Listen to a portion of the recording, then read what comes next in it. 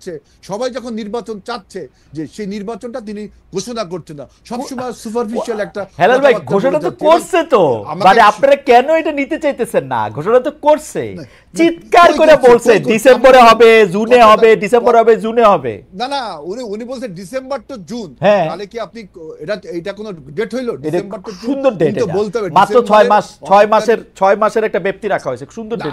আগের কোন সরকার কি এই কাম করেছে?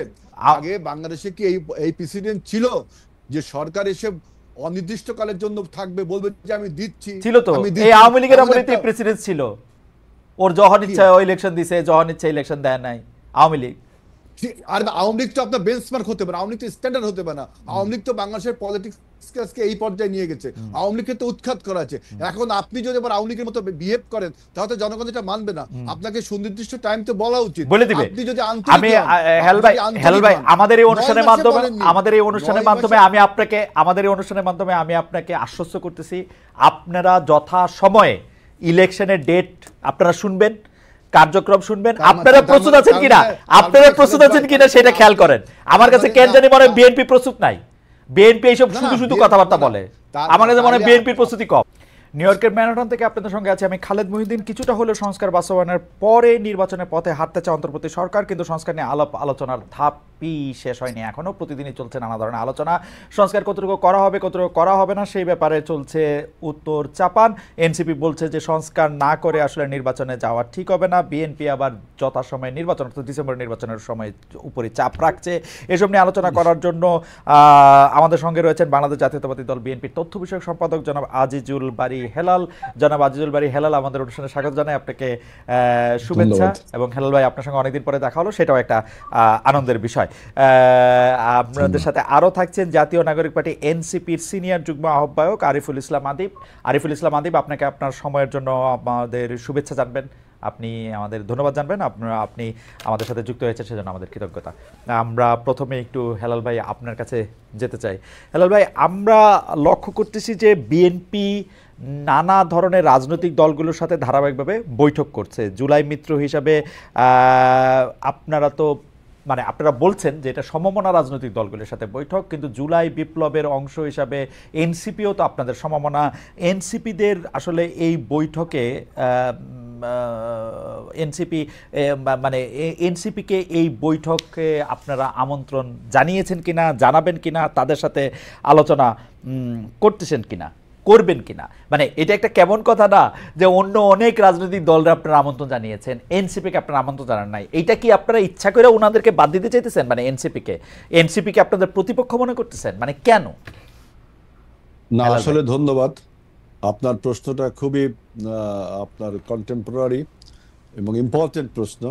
যে এনসিপি কে আমরা যে ডাকিনি, ডাকবো না, এই কথাটা ঠিক না। আমাদের সাথে এতদিন যারা অভ্যুত্থানের শক্তি ছিল, আমরা একসাথে 17 বছর যে আন্দোলন সংগ্রাম করেছি, তাদের সাথে আমাদের আলোচনাটা এখন চলছে এবং একটা পর্যায়ে এনসিপির সাথে আলোচনা হবে।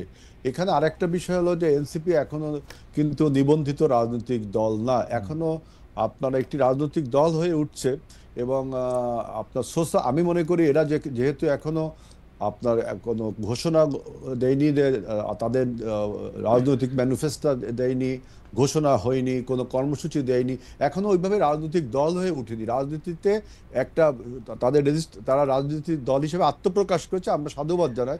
আমি একটা কথা বলি, হয়তো এবার নির্বাচনে হেলাল ভাই আমি ছোট করে একটু কথা বলি, হয়তো নির্বাচনে এবার বিএনপি জয়লাভ করবে, হয়তো আপনি মন্ত্রী হবেন, প্রতিমন্ত্রী হবেন, আরো গুরুত্বপূর্ণ দায়িত্ব পাবেন। যদি পান আমার জন্য সুবিধা, কারণ আমি আপনার একটু হলেও পরিচিত, আমাদের আগের বন্ধুত্ব রয়েছে। কিন্তু হেলাল ভাই, একটা কথা, আপনি কি এই যে এনসিপি নিবন্ধন পায় নাই এই জন্য টাকা, এটা দিয়ে কি শাক দিয়ে মাছ ঢাকার কথা, মানে শাক দিয়ে মাছ ঢাকতেছেন না?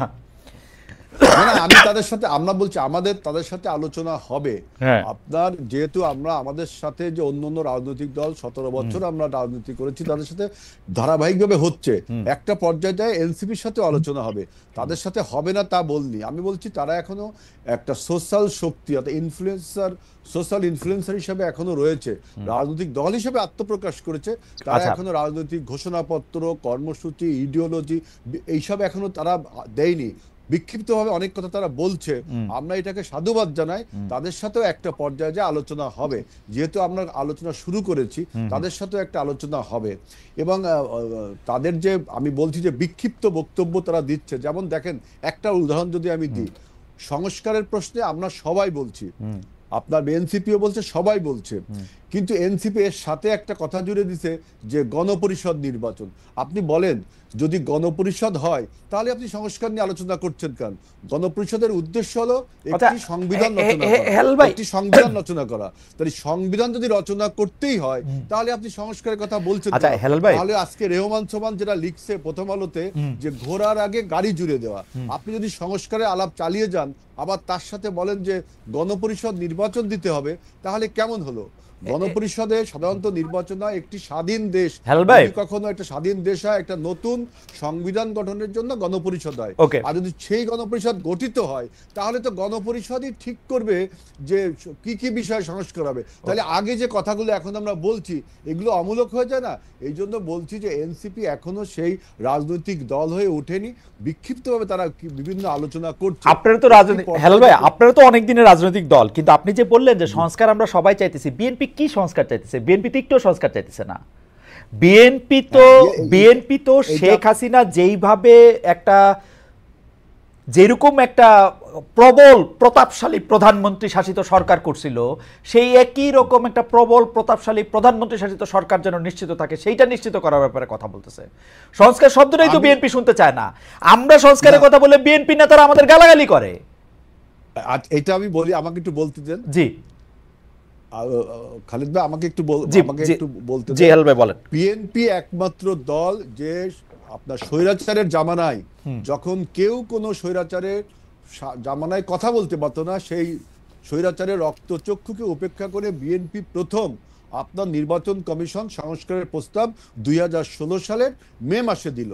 জুন মাসে আমরা ভিশন 2030 দিলাম, এবং এরপরে আমরা 2020 সালে আমরা দিলাম 27 দফা, 2022 সালে আমরা দিলাম 31 দফা। এবং আমরাই প্রথম বললাম যে প্রধানমন্ত্রীর যে ক্ষমতা, এই যে একছত্র ক্ষমতা, আপনার 91 সালের যে পার্লামেন্ট নির্বাচন হয়েছিল সেখানে যে প্রেসিডেন্সিয়াল ফর্ম অফ গভর্নমেন্ট থেকে আমরা পার্লামেন্টের ফর্ম অফ গভর্নমেন্ট ছিলাম, এটা একটা বড় সংস্কার ছিল।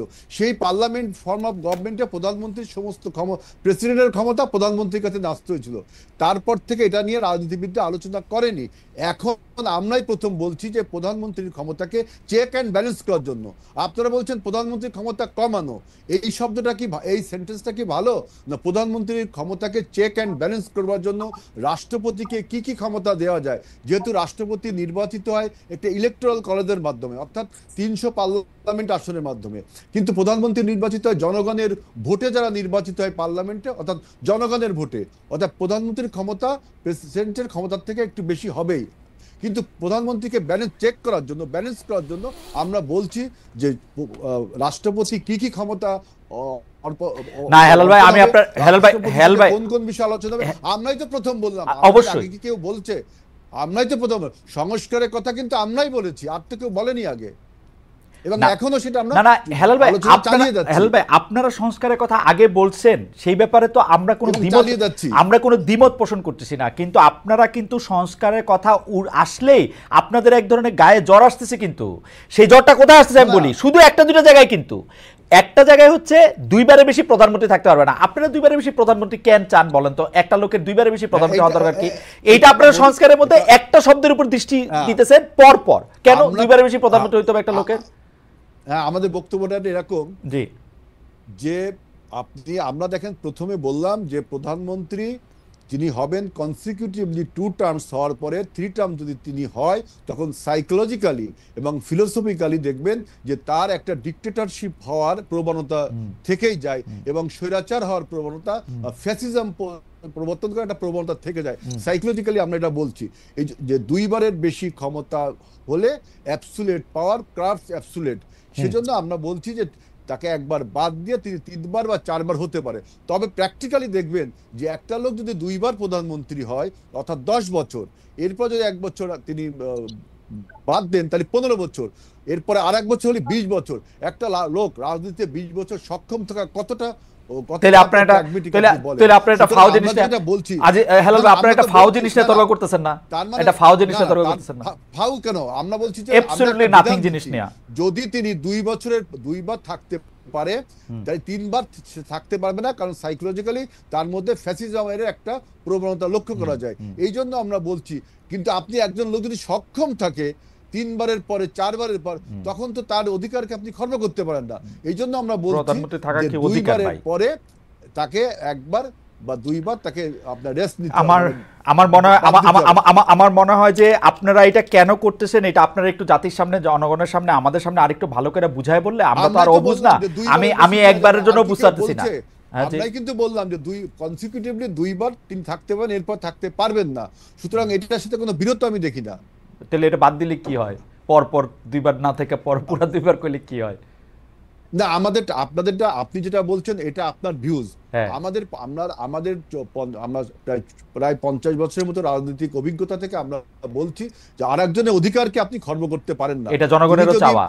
থার্ড টাইমের পরে ফোর্থ টাইম তিনি যদি হতে চান, থার্ড টাইম বাদ দিয়ে হতে চান, তার যদি সেই সক্ষমতা থাকে, সেই যোগ্যতা থাকে, জনগণ যদি তাকে ভোট দিতে চায়, তার যে প্রিভিলেজ, এই নাগরিক অধিকার, এটাকে আপনি বঞ্চিত করবেন কেন? বঞ্চিত করবেন এটা আপনি মনে করছেন যে এটা অধিকার, কিন্তু আমরা জনগণ যারা তারা আমরা বুঝতে পারতেছি না যে আপনি কেন 2বারের বেশি আপনার প্রধানমন্ত্রী থাকতে হবে। 2বারের বেশি প্রধানমন্ত্রী না থাকলে এক ধরনের বাংলাদেশে দেখেন, বাংলাদেশে এক ধরনের উত্তরাধিকার রাজনীতি শুরু হয়েছে। এক উত্তরাধিকার রাজনীতি বাংলাদেশে, উত্তরাধিকার শুধু রাজনীতি ক্ষেত্রেই না, আসলে অর্থনীতি, ব্যবসা, চাকরি বাকরি সব ক্ষেত্রেই আমরা উত্তরাধিকার দেখি। এমনকি সম্পাদকদের মধ্যে আমরা দেখি সম্পাদকের ছেলে সম্পাদক হইতে। তো এটা তো ভালো সিস্টেম না। এর জন্য তো অন্যদিন তো আপনার জায়গা ছাড়তে হবে। তো আপনি যদি 2বারের বেশি প্রধানমন্ত্রী হওয়ার জায়গা থাকে তাহলে অন্য কেউ তো। খালেদ ভাই, আপনি যে উত্তরাধিকারের কথাটা বলছেন, কেউ যদি যোগ্যতার ভিত্তিতে, আমার ছেলে যদি যোগ্যতার ভিত্তিতে রাজনীতি করতে পারে, আপনি ক্ষমতা রাজনীতি করতে পারে, আপনি বলবেন যে হেলাল রাজনীতি করতে, অতএব তার ছেলে রাজনীতি করতে হবে। এটা কি হয়? আপনি বলেন আপনি তার অধিকারে খর্ব করছেন না? অবশ্যই খর্ব করতেছি। সে যদি রাজনীতি করতে আসতো একজন কর্মী হিসাবে, হেলাল ভাই, সে যদি রাজনীতি করতে, আপনার ছেলে যদি জার্নালিস্ট হয়, কেউ কি বলবে খালেদ ভাই জার্নালিস্ট ছিল, তার ছেলে জার্নালিস্ট হতে পারবে না? না, সেটা না ভাই। বাংলাদেশের সিস্টেমটা যদি এরকম হইতো, হেলাল ভাইয়ের ছেলে রাজনীতি করতে আসতেছেন একজন কর্মী হিসাবে, কালক্রমে তিনি সবকটা ধাপ পার হয়ে তিনি এটা করতেছেন, কিন্তু বাংলাদেশের রাজনীতিতে এটা হয় না রে ভাই। আমি আপনারও অনুরোধ করতেছি, আপনি একটু খেয়াল করে দেখেন, এটা হয় না। নেতার ছেলেদের আগমন বা মেয়েদের আগমন একটা ল্যাটারাল এন্ট্রি হয়। এইটা যতদিন পর্যন্ত, আমি একটু বলি খালেদ ভাই, আমরা একটু আদিবরে শুনবো না? আদিবরে শুনে আবার আসি। এই প্রশ্নটা উত্তর শেষ করি আমি। দেখেন, পৃথিবীর কোন দেশে একজন পলিটিশিয়ানের ছেলে পলিটিশিয়ান কি হয় না? হয়। আপনার নেহেরুর মেয়ে, আপনার ইন্দিরা গান্ধী কি হয়েছে না? ইন্দিরা গান্ধীর ছেলে সঞ্জয় গান্ধী, রাজীব গান্ধী হয়েছে না? তার ছেলে এখন রাহুল গান্ধী হচ্ছে, এবং খুব খারাপ স্থানে কি হচ্ছে না? এবং খুব খারাপ উদাহরণ হিসেবে হয়েছে, খুব খারাপ উদাহরণ হিসেবে হয়েছে। এইজন্য আজকে কংগ্রেস শেষ। আপনি খুব ভালো উদাহরণ দিয়েছেন, এইজন্য কিন্তু আজকে কংগ্রেস শেষ। কংগ্রেস শেষ কিন্তু আজকে এই জন্য। কংগ্রেস শেষ এটা আপনার ধারণা, কংগ্রেস শেষ আপনার ধারণা। জর্জ বুশের ছেলে কি আপনার হচ্ছে না? আমেরিকার সবগুলি স্তর পার হয়ে আসবে ভাই। আপনার আরো বিভিন্ন দেশে আপনার নেতার ছেলেরা নেতা হতে পারে যোগ্যতার ভিত্তিতে। ওকে, ঠিক আছে, এটা আপনি বুঝলেন যে নেতার ছেলে নেতা হতে পারে যোগ্যতার ভিত্তিতে। এটা আপনার ভিউ। আমি আমার ভিউটা বা আমার প্রশ্নটা আমি করছি। আমি একটু জনাব আরিফুল ইসলাম আদিব আপনার কাছে যাই। আরিফুল ইসলাম আদিব, আপনি যদি খুব সংক্ষেপে কিছু বিষয়ে আসলে, মানে আমার প্রশ্নে আসার আগে কিছু বিষয়ে আসলে হেলাল ভাই মন্তব্য করেছেন, বিক্ষিপ্ত মন্তব্যের কথা বলেছেন, এই বিষয়ে যদি আপনার মন্তব্য থাকে আপনি একটু সংক্ষেপে করেন, তাহলে আমি প্রশ্নটা করি আপনাকে। প্রথমে আমি যেটি বলি, হেলাল ভাই বলেছেন যে আমরা রাজনৈতিক দল হয়ে এখনো উঠিনি, কিন্তু তিনি আরেকটি তথ্য দিয়েছেন যে রাজনৈতিক নিবন্ধিত দলগুলোর সাথেই তারা বিএনপি লিয়াজুক কমিটি বসছে। কিন্তু আমরা সুস্পষ্টভাবে দেখতে পাচ্ছি যে শুধু রাজনৈতিক নিবন্ধন পাওয়া দলগুলোর বাহিরেও বিএনপি যতগুলো দলের সাথে বসছে, এবং ইলেকশনের আগে আমরা তারা দেখেছি যুগপথের সাথে তাদের 64 দলের একটি তালিকা প্রকাশ করেছিল, এবং অভ্যুত্থান পরবর্তীতেও এমন অনেক রাজনৈতিক দল আছে যে দলগুলোর আমরা সকল রাজনৈতিক দলকেই সম্মান করি, শ্রদ্ধা করি তাদের রাজনৈতিক অধিকার, রাজনৈতিক চর্চার জায়গা থেকে, কিন্তু তারা সেই জায়গা থেকে এনসিপি কে কিছুটা অ্যাভয়েড করে আমার কাছে মনে হচ্ছে অন্যান্য যে রাজনৈতিক দলগুলো আছে সেই রাজনৈতিক দলগুলোকে এক ধরনের প্রেসার দেওয়া, কিংবা হচ্ছে তাদেরকে এক ধরনের নিজেদের পক্ষে নিয়ে আসার একটা বলয় তৈরি করতেছে। এবং এটা এক ধরনের আমি রাজনৈতিক শিষ্টাচারের জায়গা থেকে হয়তো সুস্পষ্ট নাম ধরে অভিযোগ করব না। ঐক্যমত কমিশনের বসার পূর্বে অনেকগুলো রাজনৈতিক দলগুলোকেই বিএনপির পক্ষ থেকে তাদেরকে যোগাযোগ করা হয়েছে, যেন বিএনপি ঐক্যমত কমিশনকে যে যে প্রস্তাবগুলা দেওয়া হয় কিংবা হচ্ছে সেই বিষয়গুলো যেন তারাও প্রস্তাবগুলো দেওয়ার সময় যেন তারা সেই দিকগুলো যেন লক্ষ্য রাখে। এরকম আমরা বেশ কিছু রাজনৈতিক দলগুলোর সাথে আমরা যখন কথা বলেছি আনঅফিসিয়ালি কিংবা বিভিন্ন পর্যায়ে, তারা এই ধরনের বিষয়গুলো আমরা শুনেছি তাদের কাছ থেকে।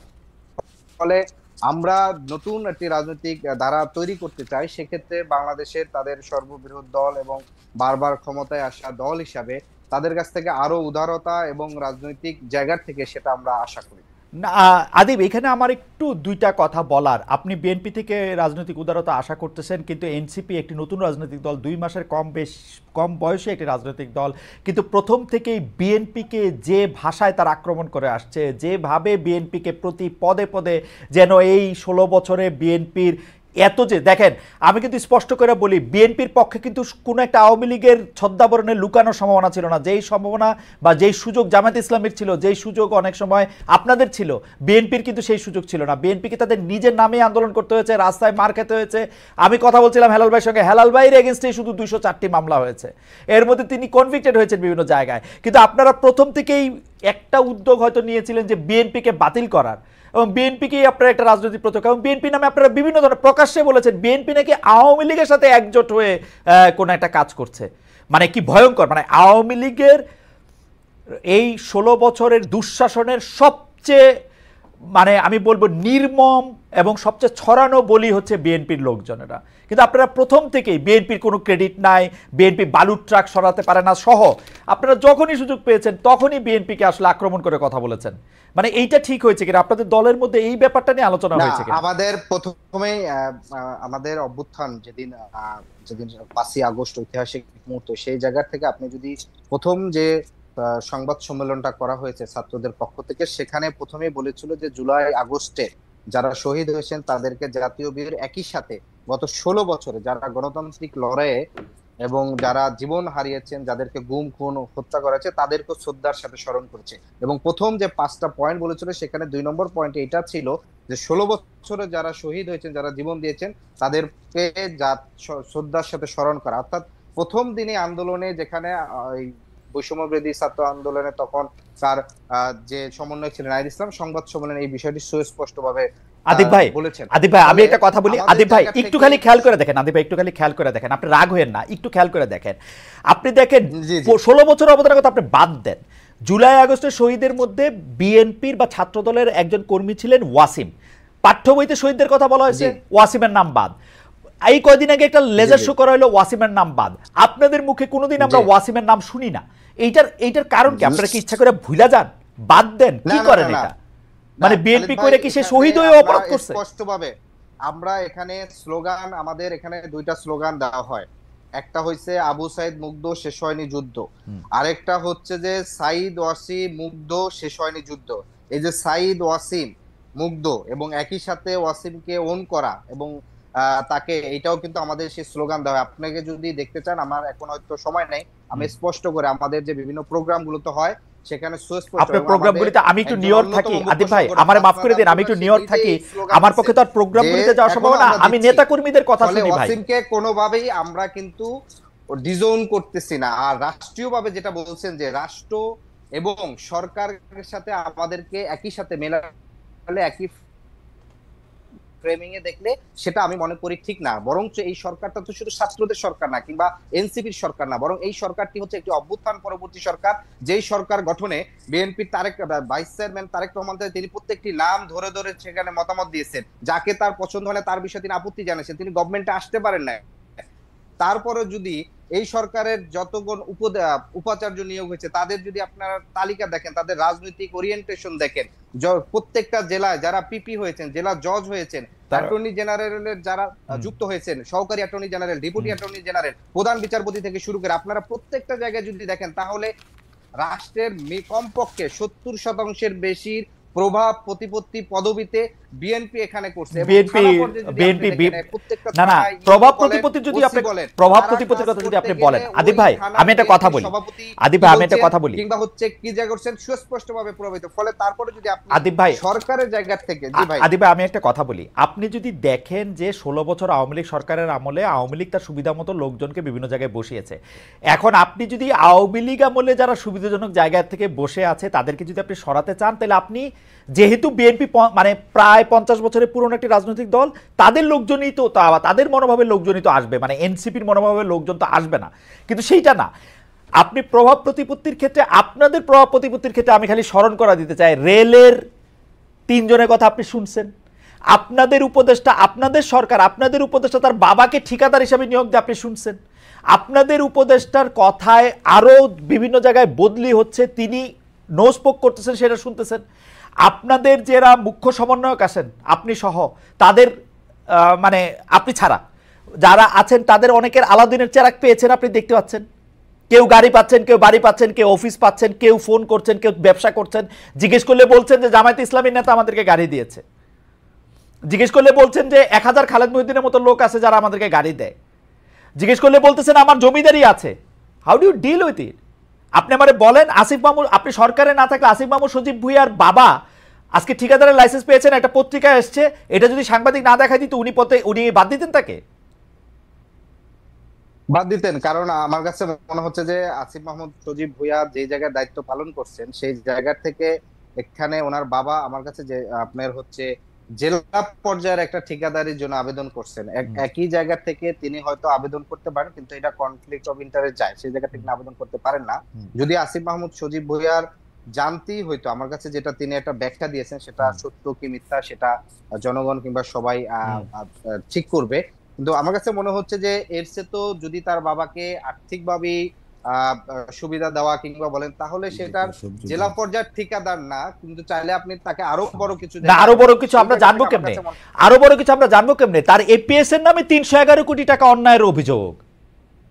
না ভাই এপিএস এর তো সাইনিং অথরিটি না অভিযোগ ভাই, এটা মানে স্পেসিফিক যদি বলা হয় যে সূত্র ধরে যে কোন সূত্রে কোন তাকে বাদ দেওয়া হয়েছে, এটা তো ঠিক, তাকে বাদ দেওয়া হয়েছে, এটা তো ঠিক, মানে হ্যাঁ তাকে বাদ দিতে হয়েছে, এটা তো ঠিক না। বাদ দেওয়ার ক্ষেত্রে সেখানে আমরা দুটো ব্যাখ্যা দেখেছি। মুয়াজ্জেম হোসেন তিনি ব্যাখ্যা দিয়েছেন যে 3 কোটি টাকা এনসিপি পেয়েছে, সেই 1,500 কোটি টাকার মাধ্যমে চলতেছে। তাহলে ভাই 1,500 কোটি টাকা যদি হয়, তাহলে এই সংগঠনের তো আমি অন্যতম একজন গুরুত্বপূর্ণ নেতা, তাহলে আমি তো মিনিমাম 50 কোটি টাকা পাওয়ার কথা। আমাদের সেই এই অভিযোগটা সম্পূর্ণ ভিত্তিহীন। বরং এই যে বসুন্ধরা গ্রুপের, আপনি দেখেন বাংলাদেশের ইতিহাসে এরকম হয়েছে কিনা নজির আমি জানি না, যে একজন তথ্য উপদেষ্টা মানে তথ্য মন্ত্রণালয়ের দায়িত্ব ছিলেন, তিনি দায়িত্ব ছাড়া ঠিক 30 দিনের মধ্যেই কিন্তু ওয়াসার কোথায় তার সুপারিশে 1-2 জন নিয়োগ হয়েছেন কিনা সেটা নিয়ে গণমাধ্যমে সুস্পষ্টভাবে নিউজ আসছে।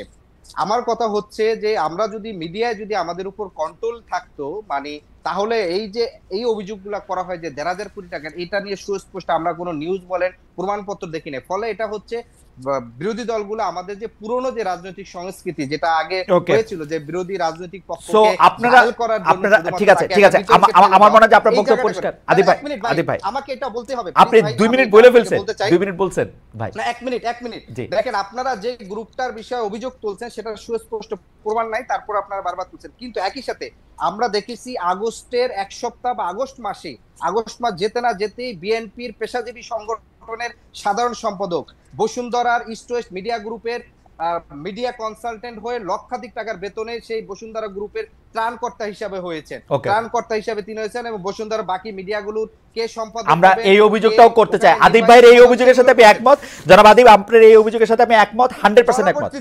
ফলশ্রুতিতে বিএনপি তার নিজের নেতাকর্মীদেরকে বসুন্ধরার প্রলোভন থেকে রক্ষা করতে পারে না, তারা সেই ভিত্তিহীন অভিযোগটা আমাদেরকে করে থাকে পুরনো রাজনৈতিক চর্চার জায়গা থেকে। ওকে, আমি আমি আমি আমি আপনাকে ধন্যবাদ দিতে চাই। আমি আসবো হেলাল ভাইয়ের কাছে, কিন্তু আমরা দর্শকদের কাছে প্রশ্ন করেছিলাম একজন ব্যক্তি একই সঙ্গে প্রধানমন্ত্রী, দলীয় প্রধান ও সংসদ নেতা হতে পারবেন না, সংস্কারে এমন প্রস্তাব রয়েছে। প্রিয় দর্শক, এই প্রস্তাব বাস্তবায়ন সম্ভব হবে বলে মনে করেন কিনা? শতকরা 77% মনে করেন যে হ্যাঁ এটা হবে। বলেন আসিফ মামুন, আপনি সরকারে না থাকলে আসিফ মামুন সজীব ভুঁইয়ার বাবা আজকে ঠিকাদারের লাইসেন্স পেয়েছেন, একটা পত্রিকায় এসছে, এটা যদি সাংবাদিক না দেখাই দিত উনি বাদ দিতেন তাকে? বাদ দিতেন, কারণ আমার কাছে মনে হচ্ছে যে আসিফ মাহমুদ সজীব ভুঁইয়া ব্যাপারে বসুন্ধরা গ্রুপের সাথে আপনাদের সম্পর্কের ব্যাপারে আমি তার সাথে আরেকটু যোগ করি যে আপনাদের প্রধান নেতাদের একজন আসলে এস আলমের সাথে অনেক বেশি সম্পর্কিত, আমরা সেরকম কথা শুনেছি, জানেছি, দেখেছি যে তিনি সেই গাড়ি ব্যবহার করছেন, সেটা ব্যবহার করছেন, সেই ব্যাপারে আপনি একটু বলবেন। আপনার প্রিয়, আমার প্রিয় খ্যাতনামা অর্থনীতিবিদ ডক্টর রহমান সোবহানের কথা আপনি নিজেই বলেছিলেন, আমরা দেখি ডক্টর রহমান সোবহান আপনাদের সম্পর্কে কি বলেছেন। তিনি বলছেন মাঠ পর্যায়ে আওয়ামী লীগের অনুপস্থিতির ফলে ক্ষমতার যে শূন্যতা তৈরি হয়েছে সেই জায়গা দখল করেছেন বিএনপির কর্মীরা। এই শূন্যতার সুযোগ নিয়ে বিএনপির কর্মীদের অনেকে দখলদারি ও চাঁদাবাজিতে জড়িয়ে পড়েছেন, যার ফলে উদ্বেগ দেখা দিয়েছে যে পুরনো অভ্যাসের মৃত্যু সহজে হবে না। এ ধরনের অভিযোগে অনেককে বহিষ্কার করা সত্ত্বেও দৌরত্ব কমানো যায়নি। আমাদের প্রশ্ন, এই তৃণমূলের উপরে আপনাদের আসলে কতটা, কেন্দ্রের কতটা এরকম ভূমিকা রয়েছে? কারণ সত্যি সত্যি কিন্তু হেলাল ভাই, সরকারি চাকরি করছি, সরকারি চাকরিজীবীদের অনেকেই আমার বন্ধু, আমি বিসিএস একাডেমিতে পড়াইছি বইলা অনেকেই আমার ছাত্রছাত্রী, তাদের অনেকেই আমাকে এই অভিযোগ সরাসরি জানিয়েছে। মানে আপনি যদি আমাকে অবিশ্বাস করেন আমার কিছু করার নাই, কিন্তু দ্যাটস দ্য ফ্যাক্ট। আপনি এই সম্পর্কে যদি একটু বলেন যে এই আওয়ামী লীগের শূন্যস্থান বিএনপি দখল করেছে কিনা। আমি আপনি যে প্রশ্নগুলো করেছেন সব প্রশ্নের সাথে আমি একমত, কিন্তু আমাকে উত্তর দেওয়ার সুযোগ জি প্লিজ প্লিজ প্লিজ, কারণ আপনার প্রশ্নের ক্যানভাসটা অনেক বড় হয়ে গেছে। আমি এখন আদিবের কথা বলবো না, রেহমান সোবহান স্যার যেটা দুইটাই বলেন ভাই, দুইটাই বলেন ভাই। এবং আপনিও একটা কথা বলছেন, আমি বলছি দেখেন যে বাংলাদেশের পলিটিক্সে যে এতদিনের যে ক্রিমিনালাইজেশনকে লালন করা হয়েছিল দীর্ঘ এই আপনার 53 বছর পরে বিএনপি এই যে যে অভিযোগগুলো আপনারা আসছে, আমি সেই অভিযোগগুলোকে অ্যাকসেপ্ট করছি কিনা তাই দেখেন। আমি তো অ্যাকসেপ্ট করছি, আমি কি আউট অ্যান্ড আউট ডিনাই করছি? না, আমি ডিনাই করছি না। এই যে ডিনায়াল টেন্ডেন্সিটা আমাদের নেই, অ্যাকসেপ্ট করছি। অ্যাকচুয়ালটা কি সেটা জন্য আমরা তদন্ত করছি এবং ব্যবস্থা নিচ্ছি, যেটা গত 53 বছরে ছিল না। অর্থাৎ আমাদের অ্যাটিটিউডটা পরিষ্কার যে আমরা যে ক্রিমিনালাইজেশনটা 53 বছরে হয়েছে বিভিন্ন রাজনৈতিক দলের মধ্যে, তার প্রতি আমরা অ্যাড্রেস করছি, অ্যাকসেপ্ট করছি, ব্যবস্থা নিচ্ছি। কিন্তু অন্য রাজনৈতিক দল সেইটাকে আপনারা অ্যাকসেপ্টই করছেন না, ডিনায়াল টেন্ডেন্সিতে রয়েছেন। ইভেন দেখেন, আমরা যেহেতু আমাদের ক্ষমতা খুবই সীমিত, আমরা একটা সাংগঠনিক ব্যবস্থা নিতে পারি, আইনি কোনো ব্যবস্থা নিতে পারি না। কিন্তু বর্তমান সরকার, এই অন্তর্বর্তী সরকার কেন কোনো আইনি ব্যবস্থা নিচ্ছে না? আমাদের দল তো পরিষ্কার করে বলছে, যেহেতু আমরা সাংগঠনিক ব্যবস্থা নিচ্ছি, আইনের ব্যবস্থা আপনারা নেবেন। অন্য রাজনৈতিক দল এটা অ্যাকসেপ্টই করছে না। তাহলে আজকে নতুন যে রাজনৈতিক ব্যবস্থার প্রবর্তন হবে, যে সংস্কারের কথা বলা হয়, তার সেই দৃষ্টিতে বিএনপি অন্য রাজনৈতিক দল এবং সরকারের থেকে এক ধাপ এগিয়ে রয়েছে। যেহেতু আমরা অ্যাকসেপ্ট করছি, তদন্ত করছি এবং বিচার করছি আমাদের সীমিত সামর্থ্যের মধ্যে। সুতরাং রেহমান সোবহান স্যার যেটা বলছেন যে আওয়ামী লীগের চলে যাওয়ার ফলে যে শূন্যতা সৃষ্টি হয়েছে, আওয়ামী লীগ যখন ছিল রাজনীতিতে, আমি আওয়ামী লীগের ক্রিমিনালাইজেশন বা আওয়ামী লীগের মিটেন্সির কথা বলছি না, তখনও বিএনপি আওয়ামী লীগের সাথে মোকাবেলা করেছে ন্যায্যতা প্রতিষ্ঠার জন্য। অর্থাৎ এখানে কোনো শূন্যতা না। আওয়ামী লীগ চলে যাওয়ার পরে শূন্যতা সৃষ্টি হলে নতুন রাজনৈতিক দল বা অন্যান্য নিষিদ্ধ রাজনৈতিক দল যেগুলো আওয়ামী লীগ করেছিল, তারা সেই জায়গাটা পূরণ করেছে। বিএনপি পূরণ করবেন, বিএনপি তো সার্ভাইভ করছে, সে আপনার গত 50 বছর ধরে আমরা রাজনীতি করছি। অর্থাৎ স্যারের এই থিওরিটার সাথে আমি এইটা বলছি। আরেকটি কথা আদিব যেটা বলছে, দেখেন আমাদের সরকারে রয়েছে আপনার এনসিপি তো সরকার স্পন্সর্ড একটি দল, এটা তো অস্বীকার করলে হবে না। সরকার স্পন্সর্ড একটি দল, অতএব সরকারের সমস্ত সুযোগ সুবিধা তারা ব্যবহার করবে, এটাই স্বাভাবিক। এটা আপনি যেটা বললেন। সুতরাং আপনার যে না, কিন্তু হেলাল ভাই আপনি একটু বড় ক্যানভাস করে কথা বলতেছেন বলে আমি একটু বলি। আপনি সরকারের কথা বলতেছেন, কিন্তু এনসিপি যে বলছে যে প্রশাসনে বেশিরভাগ বিএনপির লোক, এটা কি ভুল? আমি তো 10টা ডিসির মধ্যে 8টা ডিসি সাহেব আমার সাথে কথা বলার আগে প্রথম কথা বলে, ভাই আমি কিন্তু বিএনপি করছি। আজকে হেলাল ভাই আপনি জানেন আপনার মুখ চেনা লোক যারা এখন প্রশ্নে আছেন, তাদের মধ্যে অনেকেই কিন্তু আপনার মুখ চেনা। আপনি জানেন যে তারা ছাত্রদল করছে, তাদের কেউ আপনারে ধরে হলে সিট বরাদ্দ দিচ্ছে। আমি একটা কথা বলি ভাই খালেদ ভাই, বাংলাদেশ যখন 71-এর স্বাধীনতা হলো, এরপরে বাংলাদেশ যে সমস্ত লোক যে সামরিকীকরণ হয়েছিল, মিলিটারাইজেশন হয়েছিল, একই সাথে পলিটিসাইজেশন হয়েছিল, রাজনীতিকরণও হয়েছিল। বাংলাদেশের লোক কোনো না কোনো রাজনৈতিক মতবাদে বিশ্বাসী, তাই না? ছাত্রদল করলে সে বিসিএস পরীক্ষায় পাশ করলে অফিসার হতে পারবে না, এটা কিন্তু ঠিক না, এটা একটা অন্যায্য কথা। আমার বক্তব্য হলো যে গত 17 বছরে বিএনপি সমর্থন করে বা বিএনপির মতবাদে বিশ্বাসী এরকম হাজারের মতো নেতাকর্মীকে অফিসারদেরকে আপনার ওএসডি করা হয়েছে, কর্মচ্যুতি করা হয়েছে, চাকরি থেকে বরখাস্ত হয়েছে। 5ই আগস্টের পরে আপনি মাত্র হয়তো 30 থেকে 40%কে আপনি ওএসডি মুক্ত করে সংযুক্ত করেছেন। বিএনপি সমর্থিত কোনো লোক এখনো পদায়ন হয়নি, অথচ বা নিয়োগও পায়নি। অথচ আপনি জানেন যে এই যে ডিসি নিয়োগের কথা বললেন, বাংলাদেশের 64টা জেলার ডিসি নিয়োগে এই যে নতুন রাজনৈতিক দল তখনও তারা হয়ে ওঠেনি, তাদের যে দৌরাত্ম্য ছিল, যে নিয়োগ বাণিজ্য পত্রিকা এসেছিল, 64টা জেলার ডিসি নিয়োগের পত্রিকা সমস্ত নিউজ আপনি জানেন যে কি পরিমাণ দৌরত্ব হয়েছিল।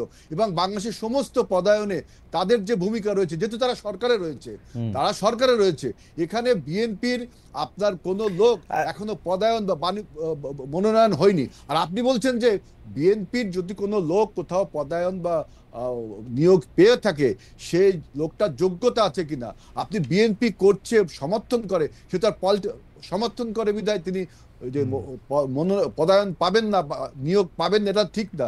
তারপরে আমি বলছি যে আমাদের যত লোকের কর্মচ্যুতি হয়েছিল, ওএসডি হয়েছিল, তার 30 থেকে 40% লোক কেবল সংযুক্ত হয়েছে, এখনো পদায়ন বা কিছুতে যায়নি। সচিবদের মধ্যে সেটা বলছি না হেলাল ভাই, এখন যারা সচিব আছেন তাদের সচিবদের মধ্যে সব আপনাদের লোক না? না, এটা এখন তো সব চুক্তিভিত্তিক নিয়োগ দিচ্ছেন আপনি, সব আমাদের লোক হবে কেন? সব তো চুক্তিভিত্তিক নিয়োগ। আপনাদের সময় তো মানে ইসমাইল জবিউল্লাহ ভাইরে জিজ্ঞেস করেই তো নিয়োগ দেওয়া হচ্ছে সব, তাই তো? এটা তো আপনি একটা মানে কথা বললেন, এটা কি আসলে সত্য কথা? আমার তো মনে তাই, আমি তো সচিব, এটা আপনার মনে হচ্ছে, কারণ ইসমাইল জবিউল্লাহ ভাই খুবই মানে আমি চাকরিতে থাকার সময় উনি চাকরিতে ছিলেন, খুবই সম্মানিত একজন সচিব।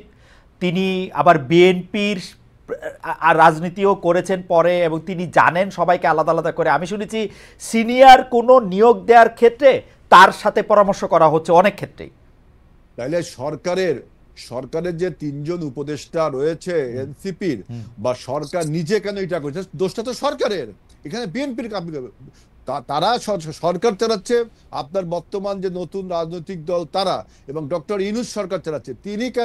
তিনি যদি বিএনপির সাথে যোগাযোগ করে, এই দোষটা কি বিএনপির? তবে আমার কাছে যে তথ্য আছে এই কথাটা সর্বৈব সত্য কথা না। যেমন ওই যে আদিব বলল যে এনসিপির সাথে কিন্তু আমরা কথা বলবো না, এটা কিন্তু আমরা বলিনি। আমরা বলছি সময় ফুরিয়ে যায়নি, সময় চলে যায়নি, আমরা আলোচনা করব। আর ওরা যে বিক্ষিপ্ত আলোচনা করছে এইটা বলছি এই জন্য, দেখেন যে ওরা বলছে যে আপনার কি সংস্কার চাই, আমরা বলছি সংস্কার চাই, কিন্তু সংস্কার যে ধীর গতি, সংস্কারের যে স্লো মোশন, এইটার জন্য তারা কোনো প্রতিবাদও করছে না যে কেন সংস্কার ধীর গতিতে হচ্ছে। সংস্কার চাচ্ছে যত জোরে উচ্চস্বরে, যখন সংস্কার যে হচ্ছে না, দৃশ্যমান কিছু হচ্ছে না, তার জন্য তত উচ্চস্বরে কিন্তু কথা বলছে না। এইটা একটা সন্দেহজনক বিষয় না? তারপরে বলছে যে এই ফ্যাসিবাদের তারা বিচার চায়, এটা তারা বলছে। আমরাও বিচার চাই, আমরা নির্দিষ্ট করে বলেছি যে কিভাবে কি করতে হবে, কিন্তু এরা বিচার চাই আবার প্রান্তিক পর্যায়ে যখন কমিটি গঠন করা হয় তাদের, তখন এই ফ্যাসিবাদের, এই মাফিয়াদের কিন্তু রিহ্যাবিলিটেশন প্রান্তিক পর্যায়ে হয় না। কিন্তু অন্যান্য ধর্ম রাজনৈতিক দল এই কাজে জড়িত। কত বড় প্যারাডক্স! আপনি কি বললেন এখন আওয়ামী লীগের বিচার, আপনি নিচে ভাই আপনি এটা কি বললেন? আমরা একটু আদিব সাহেবের কাছে যাই, কিন্তু আপনি এটা কি বললেন? এখন যদি আওয়ামী লীগের 5 জন সাবেক মন্ত্রী বিএনপিতে জয়েন করতে চায়, আপনারা নেবেন না তারা দলে? না, এখন শোনেন, আমরা বলছি যে আওয়ামী লীগের যে রাজনৈতিক দল হিসেবে তার নিষিদ্ধ করার ব্যাপারে সবচেয়ে স্পষ্ট পজিশন এনসিপি, সবচেয়ে স্পষ্ট পজিশন এনসিপির আওয়ামী লীগ দল হিসেবে নিষিদ্ধ করার।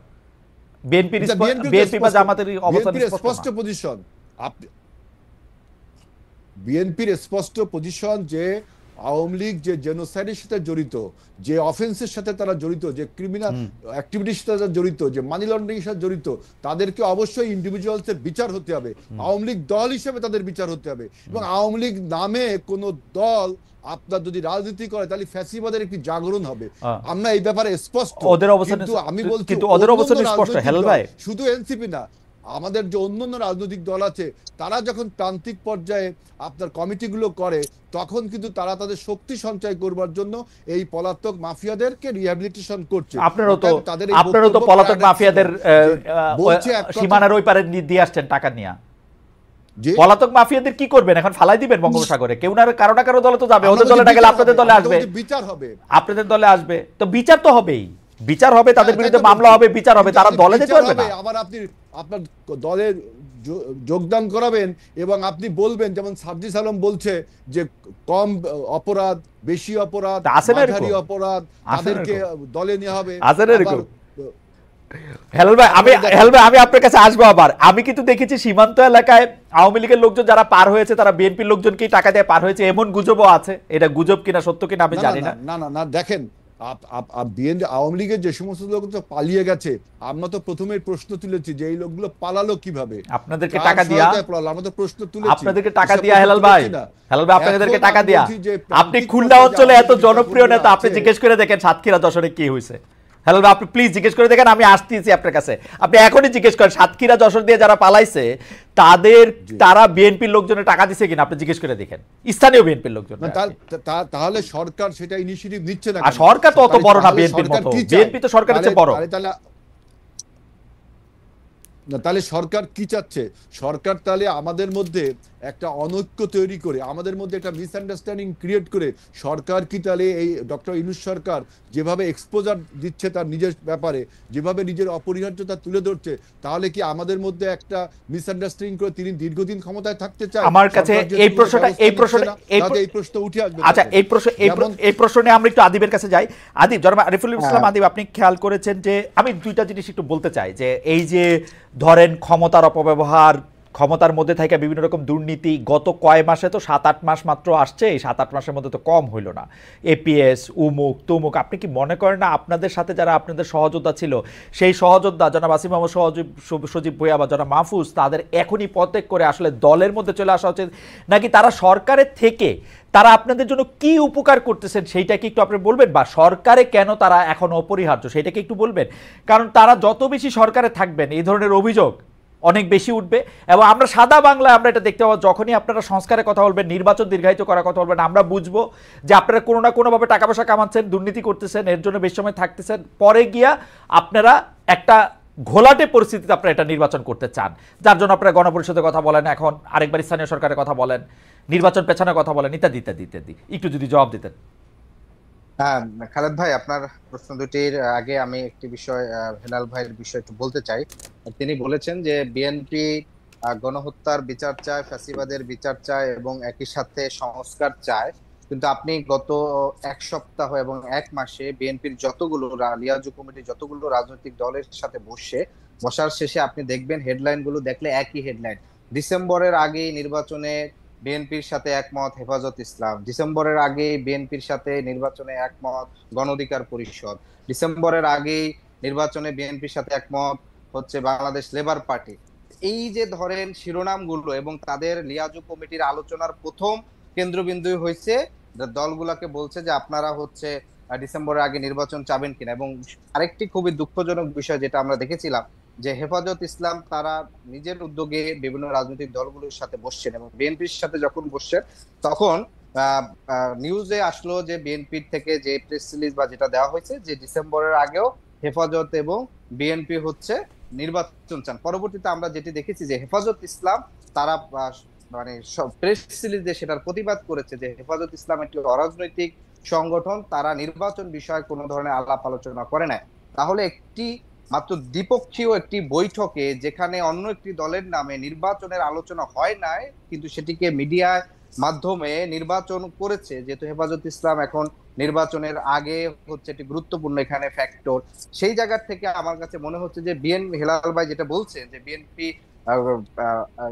গণহত্যার বিচার চায় কিংবা হচ্ছে সংস্কার চায়, কিন্তু তাদের রাজনৈতিক তৎপরতা শুধুমাত্র নির্বাচন কেন্দ্রিক, কিভাবে নির্বাচনকে দ্রুত করা যায় কিংবা নির্বাচনের দিকে বাকি দলগুলোকে এক ধরনের বাধ্য করে কিংবা প্রলোভন দেখে নানাভাবে হচ্ছে দলগুলোকে এনসিপির বাহিরে সকল দলকে তাদের নিজস্ব বলয়ে নিয়ে এসে একটি বড় ধরনের জোট কিংবা করে দেন হচ্ছে আপনার এটিকে এনসিপিকে এক ধরনের প্রতিপক্ষ হিসাবে তারা দেখছে। ফলে আমার কাছে যেটা মনে হচ্ছে যে এটা খুব সুস্পষ্ট যে তাদের যে বলা সেটার সাথে এটার আসলে মিল নেই।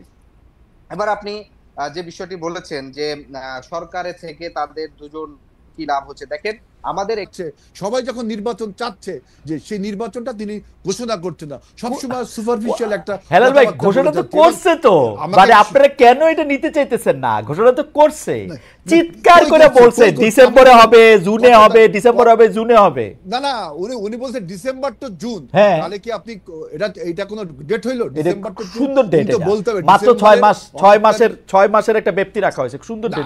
আগের কোন সরকার কি এই কাম করেছেন? আগে বাংলাদেশে কি এই প্রেসিডেন্ট ছিল যে সরকার এসে অনির্দিষ্টকালের জন্য থাকবে, বলবে যে আমি দিচ্ছি? ছিল তো, এই আওয়ামী লীগের আমলেই প্রেসিডেন্ট ছিল, ওর যখন ইচ্ছা ও ইলেকশন দিছে, যখন ইচ্ছা ইলেকশন দেয় নাই আওয়ামী লীগ। আর আওয়ামী লীগ তো আপনার বেঞ্চমার্ক হতে পারে, আওয়ামী লীগ তো স্ট্যান্ডার্ড হতে পারে না। আওয়ামী লীগ তো বাংলাদেশের পলিটিক্সকে এই পর্যায়ে নিয়ে গেছে, আওয়ামী লীগকে তো উৎখাত করা আছে। এখন আপনি যদি আবার আওয়ামী লীগের মতো বিহেভ করেন তাহলে জনগণ এটা মানবে না। আপনাকে সুনির্দিষ্ট টাইম তো বলা উচিত, বলে দিবে। আপনি যদি আমি হেলাল ভাই আমাদের এই অনুষ্ঠানের মাধ্যমে আমি আপনাকে আশ্বস্ত করতেছি, আপনারা যথা সময়ে ইলেকশনের ডেট আপনারা শুনবেন, কার্যক্রম শুনবেন। আপনারা প্রস্তুত আছেন কিনা সেটা খেয়াল করেন। আমার কাছে কেন জানি মনে হয় বিএনপি প্রস্তুত নাই, বিএনপি এইসব শুধু শুধু কথাবার্তা বলে। আমার কাছে মনে হয় বিএনপির প্রস্তুতি কম।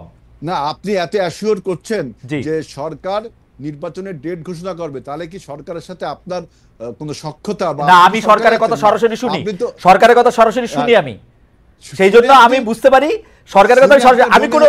আমি কোন আপনার মতো এত গোপন তথ্য আমার কাছে নাই, আমার কাছে সরাসরি তথ্য আছে। কিন্তু সরকার বলছে ইলেকশন দিবে। খালেদ ভাই, আপনি শুনে আপনার মনে হচ্ছে যে সরকার ইলেকশন দেবে, কিন্তু আমার দৃষ্টিভঙ্গিতে কারণ হেলাল ভাই আপনি মহান এবং উদার মানুষ, আপনি দিবেন না। হেলাল ভাই কারণ কি আমি আপনার বলি, কারণ আপনার আমি ছোটবেলা থেকে, ছোট না মানে ধরেন 30 বছর ধরে চিনি, আপনি মহান এবং উদার মানুষ। আপনি মনে করতেছেন এনসিপি শক্তি আপনার চেয়েও বেশি, এই জন্য এনসিপি যেহেতু ইলেকশন চায় না, এনসিপি ইলেকশন না চাইলে সরকারও ইলেকশন থেকে সেটা সাকাম করবে, এটা হবে না ভাই। এনসিপি না, আমি এনসিপি কে প্রতিপক্ষ মনে করেন তো ভাই। আমাদের চেয়ারম্যান কিন্তু বলছে যে এবারে নির্বাচনটা অনেক শক্ত হবে, তাই না? একটু শক্ত হবে না, এইটা আপনাদের ভয় দেখার জন্য বলে, একটু শক্ত হবে না, উনিও জানে এটা। না, এনসিপি কে আমি প্রতিপক্ষ মনে করছি না। আমি বলছি যে আপনারা যে বলছেন যে নির্বাচন চাওয়া একটা ক্রিমিনাল অফেন্সের মধ্যে আমাদের নিয়ে এসছেন, অথচ দেখেন গত এই ঈদে আমাদের নতুন রাজনৈতিক দল আপনার কি সমব্যবহারে আপনার নির্বাচনের প্রচার চালালো না, যে আপনার কখনো গাড়িতে, কখনো ভ্যানে, কখনো রিক্সায়, তাহলে আবার টেলিভিশন এসে বলছে নির্বাচন দেরি করে হবে, আবার কিন্তু নির্বাচনে কাজ করছে। যেমন জামাতে ইসলামী বাংলাদেশ, দেখেন 300 আসনে নমিনেশন দিয়ে তারা বলছে নির্বাচন চাচ্ছে না।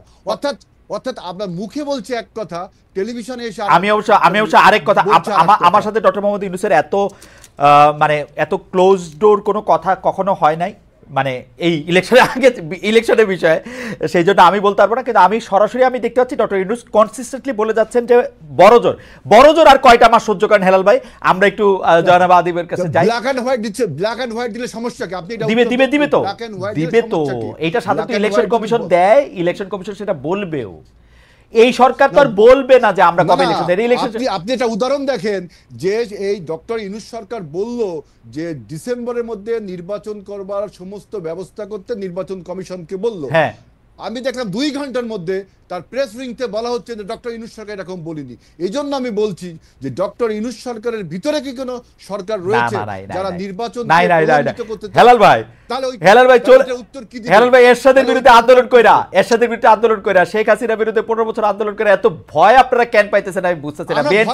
বিএনপি ভীতু দলে পরিণত হয়েছে হেলাল ভাই, বিএনপি ভীতু হয়ে গেছে। এই 16 বছর রাজপথে থাইকা বিএনপি ভীতু হয়ে গেছে। আপনি চাইলে আপনি বাংলাদেশের বড় রাজনৈতিক দল, আপনি চাবেন, জনগণ চাবে ইলেকশন হবে, সুতরাং আপনার রাজনীতির ইলেকশনের দিকে মনোনিবেশ করেন। আমরা একটু জনাব আব্দুল্লাহ আদিবকে যাই। যে জনাব আদিব, আমার খালি একটাই প্রশ্ন, আপনারা কি ইলেকশন ভয় পান? ইলেকশনটা আপনারা তো পিছাইতে বলেন কেন? আমার তো মনে হয় যে আপনারা মাঠে যাবেন, রাজনীতি করবেন, এই বছরই আপনারা এমপি হবেন, ক্ষমতা দখল করবেন, সরকার গঠন করবেন, তা না। জুলাই আগস্টের স্পিরিট তো একটা চেতনা, একটা আদর্শ, এটা তো থাকবে সবার মনে। আপনারা একটা রাজনৈতিক নয়া বন্দোবস্তের দিকে আগায় যাবেন, সেটাই হওয়া উচিত না? কিন্তু আপনারা ইলেকশনের বিপক্ষে কথা বলতে বলতে এমন একটা অবস্থা তৈরি করছেন যে আমার কাছে মনে হয় এই যে ইলেকশন চাই বললেই লোকে আমার উপরে ঝাঁপায় পড়ে। 100টা গালি খাইতেছি যে ইলেকশন চাই কেন, মানে ইউনূস সরকার, আপনাদের দলের লোকরা বলে ইউনূস সাহেবই বলে 5 বছর দরকার। এগুলি কিরকম? আপনারা জনগণের মতামত নিতে এত ভয় কেন পান? খালেদ ভাই, এখানে আপনি অভিজ্ঞতা থেকে দেখবেন যে আমাদের আমরা বারবার সুস্পষ্টভাবে একটি বিষয় বলেছি যে নির্বাচনের টাইমলাইন নিয়ে আমাদের এখানে বিন্দুমাত্র নির্বাচন পিছানো কিংবা হচ্ছে নির্বাচন এগিয়ে নিয়ে আসে এই বিষয়ে আমরা সুস্পষ্টভাবে কোনো বক্তব্য দেইনি। আমাদের দলের পক্ষ থেকে অফিসিয়ালি বারবার যে জিনিসটি বলা হয়েছে যে সরকারের পক্ষ থেকে যে সময় দেওয়া হচ্ছে ডিসেম্বর টু জুন, এই সময় নিয়ে আমাদের কোনো আপত্তি নেই। বরঞ্চ আমরা মনে করি যে যদি মৌলিক রাষ্ট্রের মৌলিক না ভাই, আমি আপনার কথার সাথে একমত নাই, কথা নাই বার্তা নাই। আপনাদের দলের প্রধান কয়া বসলো যে এই প্রশাসনে বিএনপি আছে, এখানে নির্বাচন নিরপেক্ষ হবে না, আমরা নির্বাচনে যাব না। ভাই প্রশাসন নিরপেক্ষ না বলতে কি আপনারা ইউনূস সাহেবরে বুঝান, আসিফ সাহেবরে বুঝান, মাহফুজ আলম সাহেবরে বুঝান।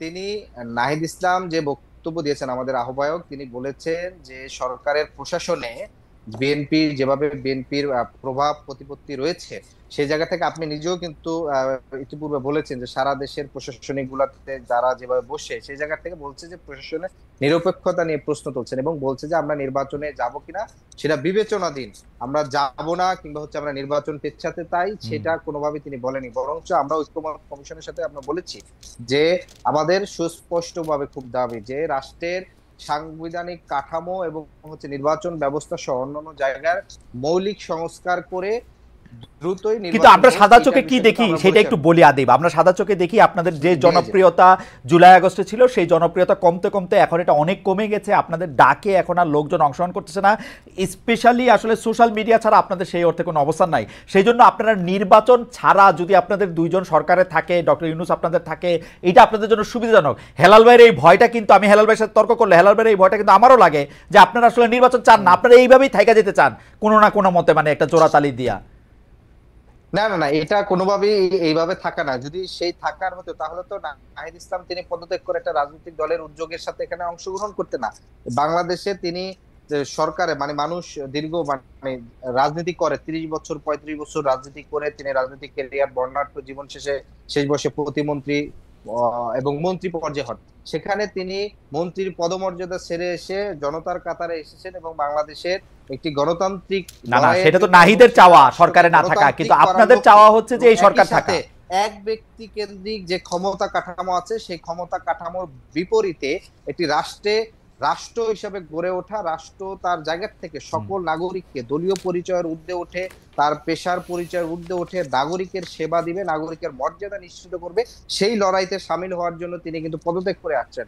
ফলে যদি এখানে তারা বলে থাকে যে সরকারে আমাদের থাকতেই চেত কিংবা থাকার জন্য যদি আমাদের থাকতো, তাহলে তো যখন সরকার গঠন হয়েছে সেখানে আরো উল্লেখযোগ্য সংখ্যক ছাত্রদের উপদেষ্টায় অংশগ্রহণ করা কিংবা হচ্ছে দীর্ঘ টাইম হচ্ছে উপদেষ্টা থেকেই বরঞ্চ হচ্ছে এই জায়গাটা করতে পারতো। বরঞ্চ আমরা মনে করছি যে আমাদের সেই জায়গাটি সরকারে না, বরঞ্চ আমাদের জায়গাটি হচ্ছে আমরা বাংলাদেশ রাষ্ট্রের একটা গণতান্ত্রিক রূপান্তর চাই দীর্ঘমেয়াদী স্থায়ীভাবে, যে রূপান্তরের জন্য আমরা লড়াই করতেছি, সংগ্রাম করতেছি। আমরা যখন অভ্যুত্থান হয়ে যায় তখন দুটি উপায় আমাদের সামনে ছিল। একটি উপায় ছিল যে না, আমাদের যে গ্রুপ অফ পিপল বা যারা হচ্ছে এই রাজনীতিটাকে সামনে নিয়ে যেতে শেষ করবেন, আমরা একদম শেষ পর্যায়ে আদিব শেষ করবেন 20 সেকেন্ড মধ্যে। হ্যাঁ, আরেকটি হচ্ছে যে একটি রাজনৈতিক দল দাঁড় করিয়ে দীর্ঘমেয়াদী ভাবে বাংলাদেশের জায়গাতে বাংলাদেশের নাগরিকের মর্যাদার জন্য লড়াই করা। সেই জায়গা থেকে আপনারা দেখেছেন যে আমাদের যে প্রস্তাবনাগুলো রাষ্ট্রের যে এখন এক ব্যক্তি কেন্দ্রিক সকল ক্ষমতা, অর্থাৎ বর্তমান এক ব্যক্তির হাতে নির্বাহী বিভাগের প্রধান, সংসদ নেতা, দলের প্রধান, বিচার বিভাগের নিয়োগকর্তা, সাংবিধানিক প্রতিষ্ঠানের নিয়োগকর্তা, এই যে 7-8টা সকল জায়গায় এক ব্যক্তি কেন্দ্রিক, ফলে যেটা হচ্ছে রাষ্ট্রে আর কোনো দ্বিতীয় ব্যক্তি হয়ে ওঠেন না। কারণ ব্যক্তি হয়ে উঠতে হলে অভিজ্ঞতা। আদিব আমরা শেষ করি। আদিব এইটা আদিব যে এখানে আর কোনো বিকল্প তৈরি হয় না। আমরা চাই আগামী দিনের বাংলাদেশে শত শত মানুষ, রাজনীতিবিদরা যারা বাংলাদেশের প্রধানমন্ত্রী হতে পারেন, রাষ্ট্রপতি হতে পারেন, সেইভাবে যোগ্য হয়ে ওঠে, সেটা আমরা চাই। ওকে জনাব আদিব, আপনাকে অনেক ধন্যবাদ। হেলাল ভাই, আমাদের অনুষ্ঠান শেষ, আপনি 10 সেকেন্ড বা 20 সেকেন্ডে একটা বাক্য বলতে পারেন। আপনি কি কিছু বলতে চান? আপনাকে দিয়ে শুরু করছিলাম। দেখেন, জি, আমি চাইনিজ একজন মিলিটারি জেনারেল এবং একজন দার্শনিকের একটা কথা বলতে চাই যে in the midst of chaos there is also opportunity. আমাদের যে ক্যাওয়াস, যেটা এই ক্যাওয়াসকে আমি তর্ক বিতর্ক বলবো, এই তর্ক বিতর্কের মধ্যে একটা অপরচুনিটি আমাদের তৈরি হবে। সেই অপরচুনিটি হলো বাংলাদেশ অনেক ধন্যবাদ গণতন্ত্র এবং নির্বাচিত সরকার প্রতিষ্ঠা হবে। আরেকটি কথা, আর সময় নেই আমাদের, 1 কোটি কর্মসংস্থান আমরা কিভাবে করব তার কিন্তু একটা লিটারেচার আমরা পেশ করেছি, এটা তো এইভাবে বলা যায় না। এবং এটা আমরা এও বলেছি যে 2034 সাল নাগাদ আমরা আমাদের জিডিপি গ্রোথ করব আপনার $1 ট্রিলিয়ন। কি আবার ডক্টর ইউনূস সরকারের বিভিন্ন এক্সপোজার, বাইরের এক্সপোজার, ঈদের মাঠের 5 হাত দেখানো, বিভিন্ন উপদেষ্টার আপনার 5 বছরে থাকার কথা, এখান থেকে আমাদের সন্দেহ হয় তিনি কেন এখনো প্রকৃত রোড ম্যাপটা ঘোষণা করছেন না। হেলাল ভাই, আমার আশা থাকবে যে আপনার সন্দেহ অমূলক হোক, যত সময় নির্বাচন হোক। এবং জনাব আদিব, আপনি যদি কোনো শেষ কথা জনগণের উদ্দেশ্যে বলার থাকে আপনার দলের পক্ষ থেকে, আপনার থেকে একটি মাত্র বাক্য, আমাদের আর সময় নেই। আমি একটি মাত্র বাক্য বলবো যে বাংলাদেশের সকল রাজনৈতিক ব্যবস্থা সংস্কৃতিতে জনগণের ক্ষমতায়িত হোক, বাংলাদেশের জনগণ নাগরিক হয়ে উঠুক, নাগরিক মর্যাদার একটি কল্যাণকামী রাষ্ট্র প্রতিষ্ঠার জন্য আমরা যে লড়াই সংগ্রাম করছি, সেই লড়াই সংগ্রামে তাদের সর্বোচ্চ সাপোর্ট এবং তাদের প্রতি আমাদের আহ্বান থাকে। আপনাদের অনেক ধন্যবাদ জনাব আজিজুল বারী হেলাল, জনাব আরিফুল ইসলাম আদিব। আপনারা অনেকগুলি বিষয়ে খোলাখুলি আপনাদের মন্তব্য দিয়েছেন। দর্শক, আবারও দেখা হবে আপনাদের সঙ্গে নতুন কোনো বিষয় নিয়ে, নতুন কোনো অতিথিদের সঙ্গে। সেই পর্যন্ত অনেক অনেক অনেক ধন্যবাদ।